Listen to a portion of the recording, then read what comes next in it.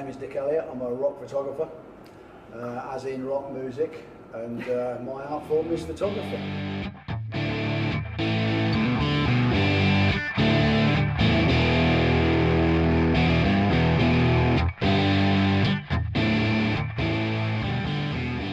So how did you get into it? Start from the beginning. Tell me all about it. It goes back a long way. It's all I've ever wanted to do. I set my stall out a long time ago. But the story starts in Peterborough. I'm a Peterborough born and bred lad, you know. And I left school, went to Stanground Comprehensive as it was then. I did, in my last year of being there, I did a full-time photography course. And then when I left school, I went into Peterborough Telegraph.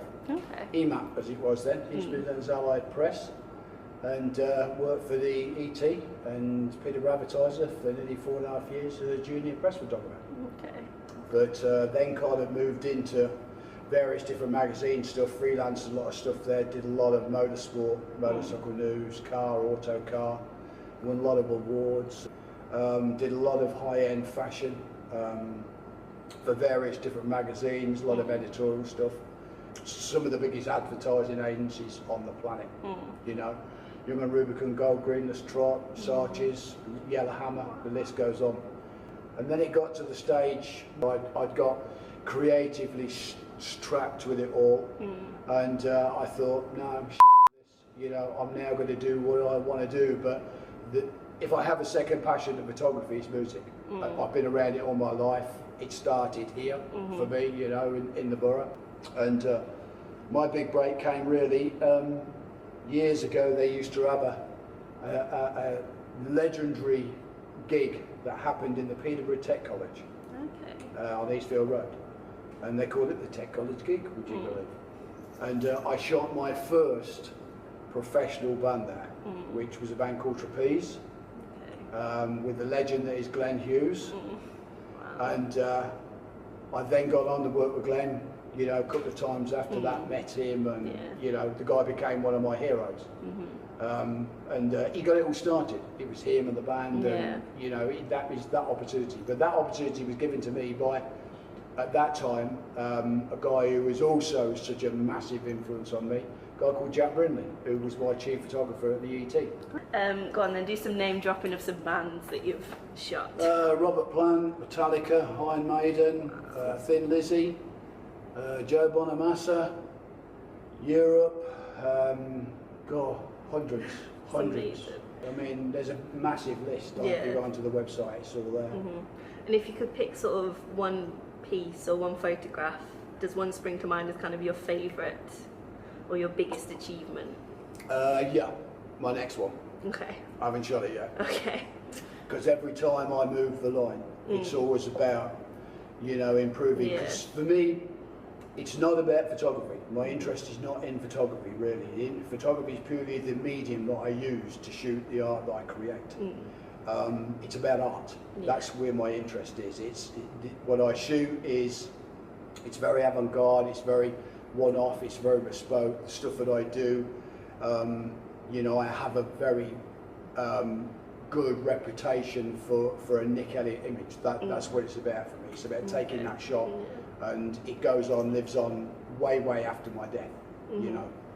And that's what it's about. It's a very deep, emotional, passionate thing for me. You know, it's not about just taking pictures. What would be one piece of advice that you would give to someone that wanted to do what you do? What, in my genre? You mean in the music? Well, world? both, as a musician or as a photographer. I think as definitely as a creative, I'll say. Whether that be photography, whether that be, you know, painter, sculpture, whatever it is. I think style, and in photography, that's the most important thing. You know, I've dedicated my life to this, to make such a personal kind of trademark of that is a Nick Elliott image. To produce a style, that's what it's about. To give yourself a character, some piece of place in something that's going on, and get away from all the rubbish that's going on, you know. And that's really the best kind of piece of advice that I could give to anybody trying to have a go. Yeah, did you find your style came quite naturally, or did it take a lot of trial and error? Well, my style really goes back to, I was highly influenced because my parents were attached to cinema. The great British movies, films, the black and whites, you know, the legendary films that this country used to make. Unfortunately, they don't make so many as they used to. Nobody makes films like the British. They never did, never will. So it comes from a lot of that. The seductiveness of heavy lighting, contrast lighting, black and white, the mood. You know, it's a very kind of, it's an emotional thing. You know, a kind of a love affair that I have with what I'm trying to create. Yeah. It's an intimacy. You have to have that. And I think my biggest influence being David Bailey. You know, without a doubt, Bailey, he kind of took what he was doing at the time in the 60s, you know, Gene Shrimpton, Twiggy and these kind of things, with that Carnaby Street vibe that was going on, the swinging 60s. But Bailey pushed the line. He said, no, you could, you know, if you want me, we shoot it David Bailey's way. And that's very much the kind of emotion that I have. You know, still massively influenced by Bailey. For you, so what would you say has been the biggest thing on the agenda this year for you? The biggest thing on the agenda this year was this world first exhibition that I did, Size Matters. But it was a concept that I came up with about 4 years ago, and it was essentially driven by the fact of driving in, you know, the lovely UK. We were going somewhere. Forget where it was, and there's all these fields flashing by, you know, as all these cars and traffic is moving down the road, and I thought, bloody hell, you know, wouldn't it be great to just tip up one day and there's this huge image exhibition in the field at the side of the road, you know, and in fact it was that devastating that you couldn't stop because you were in the traffic. It grew from there. The whole kind of idea grew from there.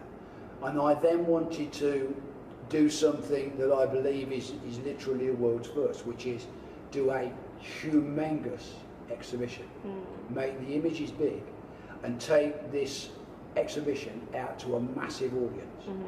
But then when you go into something that's 8.5 meters high, you hit things like health and safety. You know, how does this not blow down in the wind? So Kat, my publicist, she put it all together. She did a couple of pitches and picked up on a company that is Norfolk based, a place called Structure Flex, that do massive digital print images.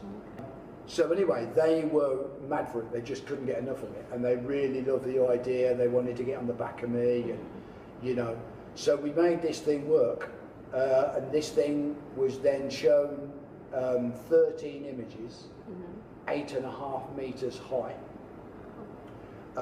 which were launched at a festival called Pageant of Power at a place called Cholmondeley Castle in Cheshire, 13th, I think, 12th, 13th of June this year.